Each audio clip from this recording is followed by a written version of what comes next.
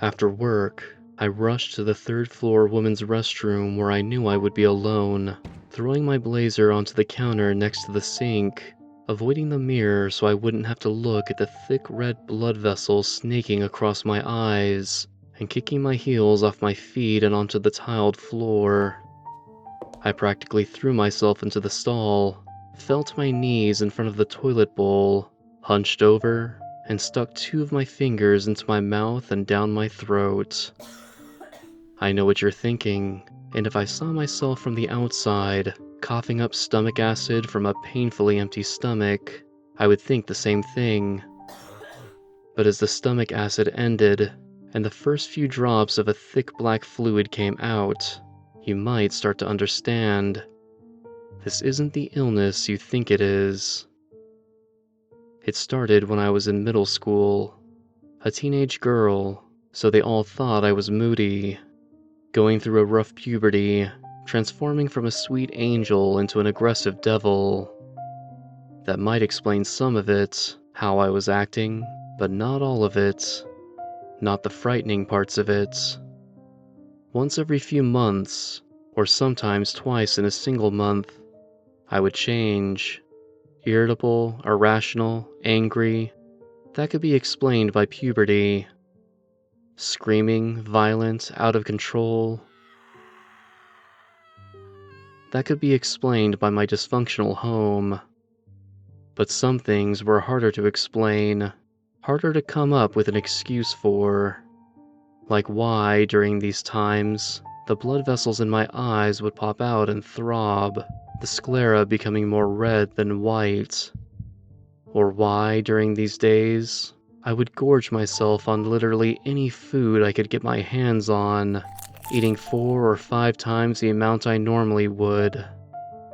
And why, at the height of these mood swings, I suffered terrible memory loss, never recollecting what I was doing or where I was going, only for it all to end with me blacking out and waking up on the floor hours later. There was no one I could talk to about this, to ask if what I was experiencing was normal.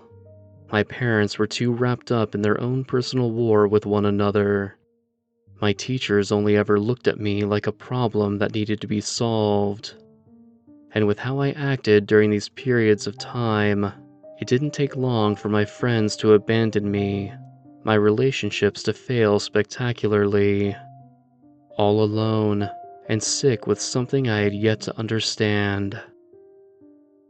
Now, in the bathroom at work, I could feel it moving in me, rising up from my stomach and into my esophagus.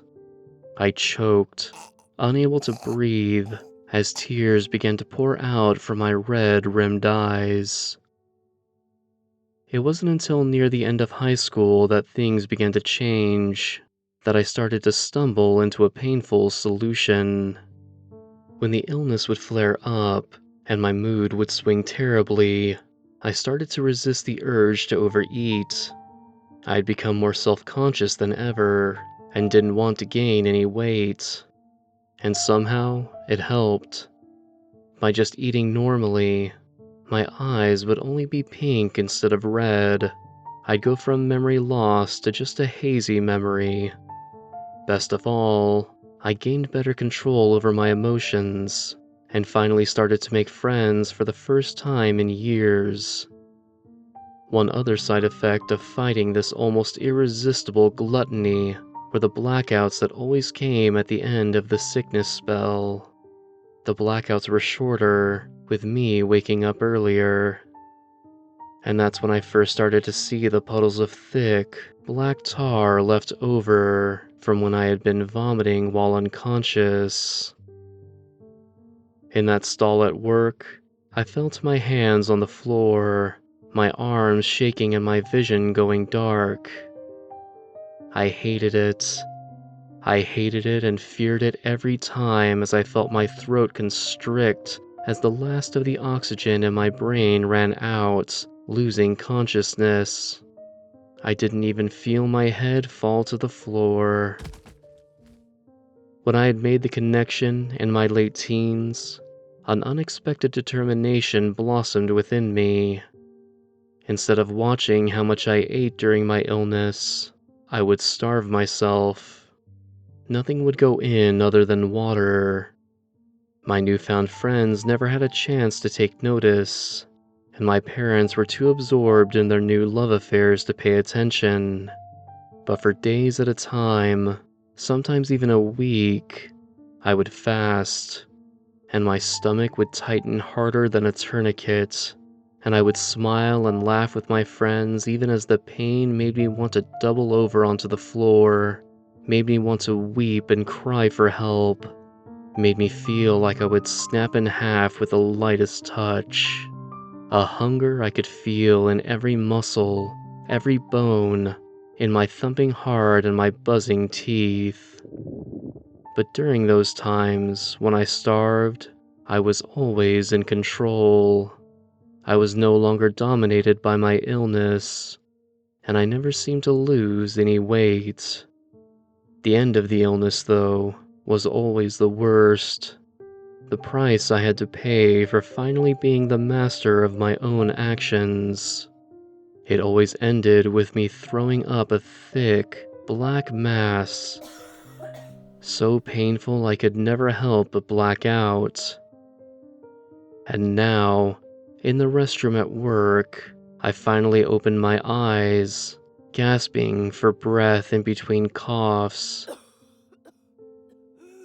In front of me, a floor smeared with what looked like tar.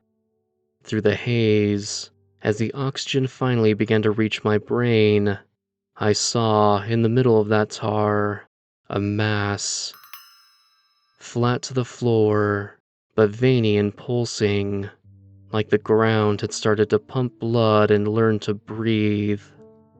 I was too weak to move, but I watched as it extended itself away from me, spreading its veins out like tendrils, and pulling the rest of it forward in a motion similar to a sponge absorbing the water behind it. It slid across the floor like this to an unnaturally dark corner of the restroom, where it blended into the shadow, out of sight. By the time I had regained my strength to sit up, the black tar substance around me began to recede, evaporating like water in a frying pan, just like it always had when I was young. Except for that mass.